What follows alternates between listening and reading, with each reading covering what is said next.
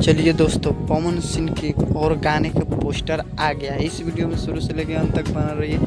हमेशा ऐसा video new information जितना जल्दी लाने को मैं प्रयास करता हूं आप लोगों तक।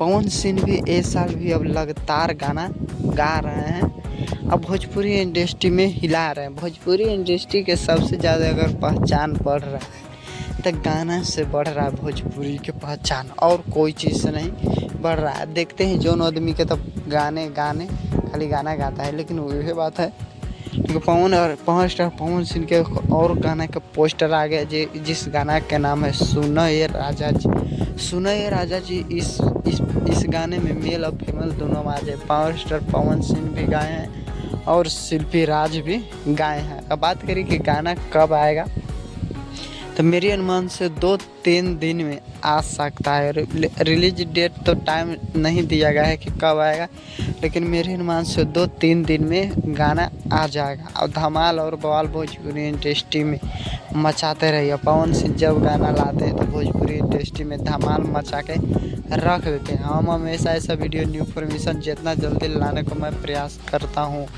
पूरा वीडियो देखने के लिए धन्यवाद।